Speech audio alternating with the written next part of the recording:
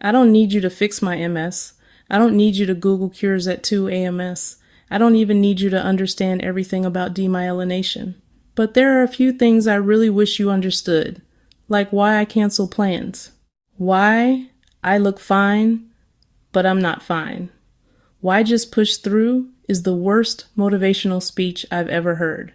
If you love someone with MS, this is the stuff we don't always know how to say. Multiple sclerosis changed some things in my life. That is an undeniable fact. It rerouted some of my daily paths. It put up a few unexpected roadblocks, but it did not erase me. My core, the person you have always known, is still here. My voice is still my voice. Sometimes it struggles to find the right word. My laugh is still the same deep, rumbling sound. It makes my eyes crinkle at the corners. My dreams were edited for feasibility, but they still live in the quiet spaces of my mind. I still love the same people with fierce loyalty.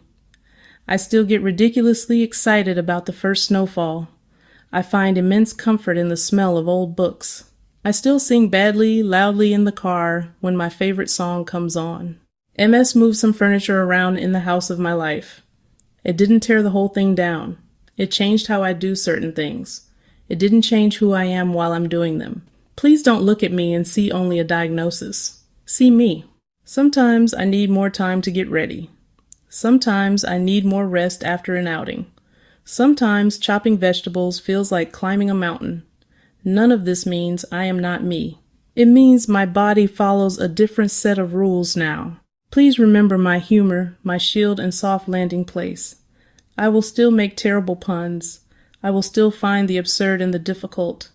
I will still tell stories that ramble. These things matter more than you know. They help me hold on to myself. Your recognition of my unchanging self is powerful and healing. I absolutely love and need encouragement. It's the fuel that gets me through the toughest days.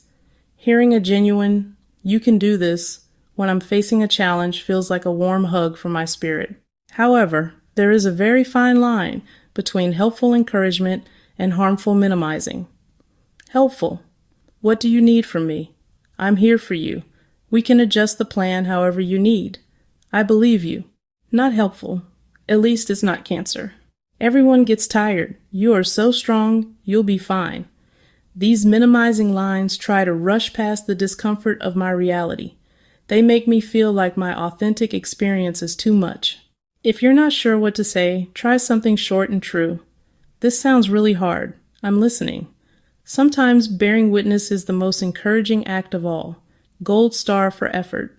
But maybe not that line. Please understand this. I am not lazy. I am a meticulous, sometimes frantic, budgeter of a very limited resource. Think of my daily energy like the battery on a smartphone. A healthy person might wake up at a full 100%. For me, it's a total mystery. 90%, 37%, 15%, low power mode. I never know which day it will be. Every single action drains this battery. Taking a shower, 10%. Choosing lunch, 3%. A stressful conversation, 20%. Energy used for one thing isn't available for something else. There are no free recharges during the day.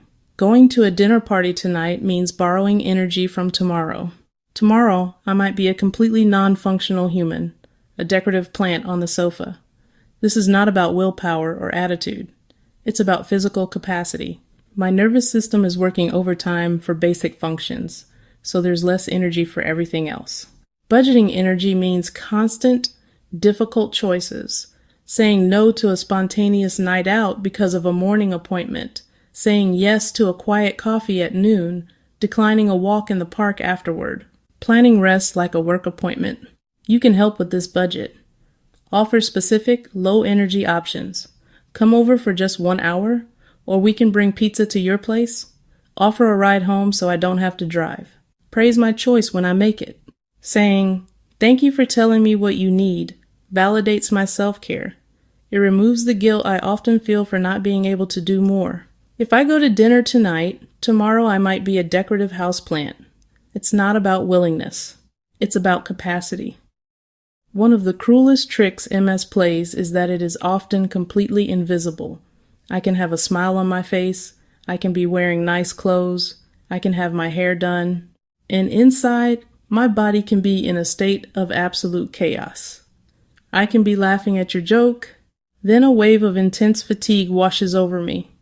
It can make my bones feel like lead. I can be engaged in a conversation while my feet are tingling so intensely it feels like standing on a bed of angry ants. Looking fine does not, and I can't say this enough, mean I am feeling fine. MS is like a private, invisible tantrum happening inside my body. You may not see the electrical misfires in my brain. You may not hear the static on the line between my nerves, but I feel them. I might be moving a little more slowly. I might forget a common word and have to pause. My balance might feel slightly off. It's a full-time job managing these sensations while trying to appear normal to the outside world. Because of this invisibility, it's easy to assume I'm okay when I'm not. Instead of saying, "You look great," which can feel like a dismissal of my invisible symptoms, try asking, "How are you really feeling today?" This gives me an opening, to be honest, if I have the energy. You can also offer help based on observation. You seem a little tired. Do you want to sit down for a bit? It tells me you see me, not just the brave face. It helps me feel held, not judged. Canceling a plan is one of the hardest and most guilt-inducing things I have to do. Please know it is almost never a spontaneous, easy decision. I've likely been looking forward to it. I want to be there. I want to celebrate your birthday. I want to see that movie. Or just sit on your porch and talk. Before I send that dreaded text, I've done the MS math. Getting ready, travel time, social interaction, recovery, sleep, work, basic tasks. If I cancel, the math didn't add up. It's a painful act of self-preservation, not a reflection of my feelings for you. Your response can pull me deeper into guilt or throw me a life raft.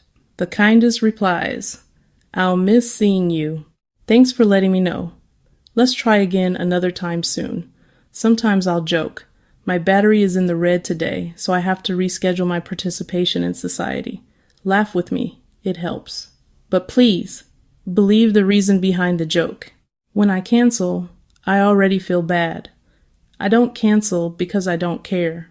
I cancel because I care and don't want to show up as a zombie. Because this can feel like a lot to remember, and because repetition helps, let's go over the most helpful things one more time. These small, tangible actions make a world of difference. First and foremost, always ask before assuming. My needs are a moving target. Second, be flexible.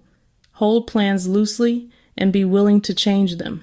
Third, and this is the big one, say, "I believe you." Next, focus on practical help. A ride, a comfortable chair, help with a physically demanding task, plans that are easy to leave, low-energy activities, like a movie at home. A text lets me respond when I have the energy. Finally, remember the simple gifts. They don't fix my MS, but they fix the moment. Most of us don't talk about this because we don't want to be the difficult one. Understanding doesn't require perfection, just curiosity. Ask, listen, believe. These build a bridge across the divide. If you love someone with MS, thank you for trying. If you have MS, you are still you. If this helped, please like, subscribe, hit the bell, and share it with someone who needs to hear this. And if you have MS, what do you wish your family understood? Write it gently in the comments below. We'll read them. We'll learn from each other. Thank you for being here.